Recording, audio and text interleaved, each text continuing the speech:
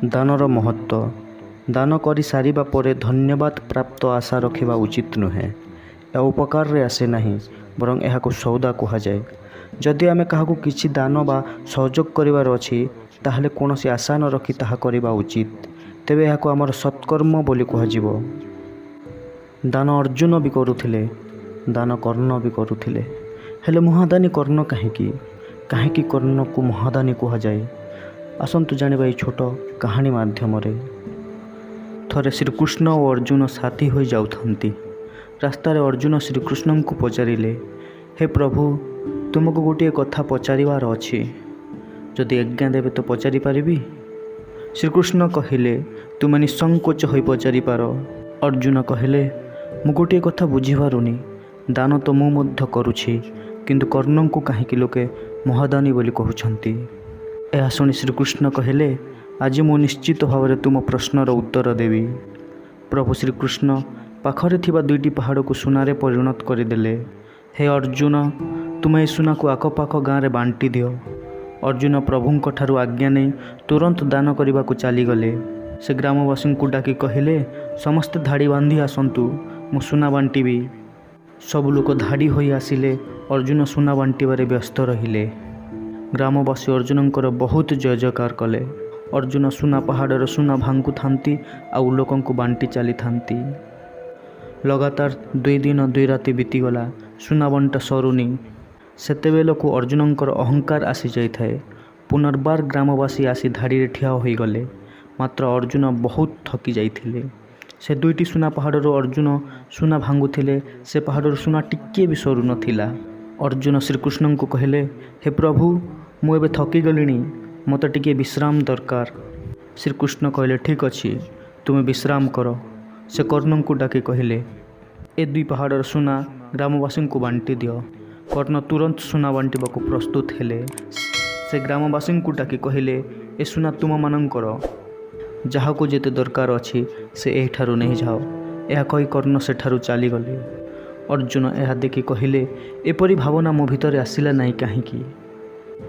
ଏହା ଶୁଣି ପ୍ରଭୁ ଶ୍ରୀକୃଷ୍ଣ କହିଲେ, ହେ ଅର୍ଜୁନ, ତୁମର ସୁନା ସହିତ ମୋହ ଥିଲା। ତୁମେ ନିଜେ ନିର୍ଣ୍ଣୟ କରୁଥିଲ ଯେ କେଉଁ ଗ୍ରାମବାସୀଙ୍କର କେତେ ସୁନା ଦରକାର। ସେତିକି ସୁନା ତୁମେ ନିଜେ ଭାଙ୍ଗି ଦେଉଥିଲ। ତୁମ ଭିତରେ ଦାତାପଣର ଭାବନା ଥିଲା। ସମସ୍ତ ଲୋକଙ୍କ ଠାରୁ ଜୟ ଜୟକାର ଶୁଣି ତୁମ ଭିତରେ ଅହଙ୍କାର ଆସିଯାଇଥିଲା। କିନ୍ତୁ କର୍ଣ୍ଣ ଏପରି କଲେ ନାହିଁ। ସେ ସବୁ ସୁନା ଗାଁ ଲୋକଙ୍କୁ ଦେଇ ସେଠାରୁ ଚାଲିଗଲେ। ସେ ଚାହୁଁନଥିଲେ ଯେ ତାଙ୍କର କିଏ ଜୟ ଜୟକାର କରୁ, ପ୍ରଶଂସା କରୁ। ସେ ଯିବା ପରେ ଲୋକେ ପଛରେ କ'ଣ କହିଲେ ଏହା ବି ଶୁଣିବାର ତାଙ୍କର ଇଚ୍ଛା ନଥିଲା। ଏହା ସେହି ବ୍ୟକ୍ତିର ଲକ୍ଷଣ ଯେ ଆତ୍ମଜ୍ଞାନ ପ୍ରାପ୍ତି କରିଥାନ୍ତି। ଏହା ଶୁଣି ଅର୍ଜୁନ ନିଜର ଭୁଲ ବୁଝିପାରିଲେ। ଆଉ ସେ ନିଜେ ଜାଣିପାରିଲେ ଯେ କର୍ଣ୍ଣ ହେଉଛନ୍ତି ମହାଦାନୀ। ପରଖି ଦେଖିଲେ କେହି ନିଜର ନୁହେଁ, ବିଚାର କରି ଦେଖିଲେ କେହି ପର ନୁହେଁ। ହସି ହସି ସବୁ ଦୁଃଖକୁ ଭୁଲାଇ ଦିଅ। ଅଳ୍ପ ମଧୁର ବଚନେ ସଭିଙ୍କ ମନ ମୋହିନିଅ।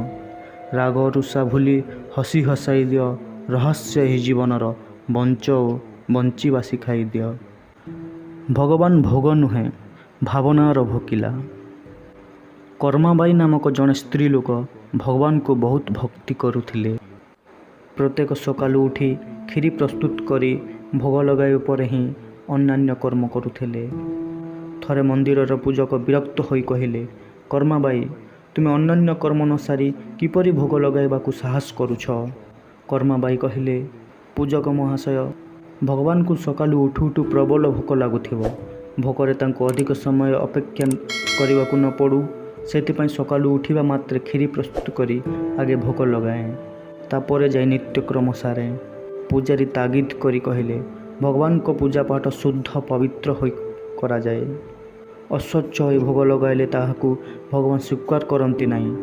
ତେଣୁ କାଲିଠାରୁ ନିତ୍ୟକ୍ରମ ସାରି ଶୁଦ୍ଧ ଓ ଶୁଚି ହୋଇ ଭୋଗ ଲଗାଇବ। ତା ପରଦିନ ଠାରୁ କର୍ମବାଇ ନିତ୍ୟକ୍ରମ ସାରି ଭୋଗ ଲଗାଇବା ପାଇଁ ଆରମ୍ଭ କଲେ। ପରନ୍ତୁ ରାତିରେ ଶୋଇବା ସମୟରେ ସ୍ୱପ୍ନରେ ଭଗବାନ ପ୍ରକଟ ହୋଇ କହିଲେ, ମା, ଆଜି ମୋ ପେଟ ପୁରି ନାହିଁ। କର୍ମବାଇ କହିଲେ, ପ୍ରଭୁ, ମୁଁ ତ ଯଥେଷ୍ଟ କ୍ଷୀରି ପ୍ରସ୍ତୁତ କରି ରଖିଥିଲି ତୁମ ପାଇଁ। ଭଗବାନ କହିଲେ, ହଁ ମା, ତୁମେ ତ ମୋ ପାଇଁ ଯଥେଷ୍ଟରୁ ଅଧିକ କ୍ଷୀରି ରଖିଥିଲ। ହେଲେ ସବୁଦିନ ପରି ସେଥିରେ ଆଉ ସେହିଭଳି ସ୍ନେହ, ପ୍ରେମ, ମମତାର ଭାବନା ନଥିଲା। ଠିକ୍ ସେମିତି ହୃଦୟରେ ଭଗବାନଙ୍କର ପ୍ରତି ଭାବନା ସଚ୍ଚା ରହିବା ଉଚିତ। ବାହ୍ୟ ଆଡ଼ମ୍ବରରେ ନୁହେଁ, ଅନ୍ତରର ସ୍ୱଚ୍ଛତା, ଆନ୍ତରିକ ପ୍ରେମ ଭାବନାରେ ହିଁ ଭଗବାନ ପ୍ରସନ୍ନ ହୋଇଥାନ୍ତି।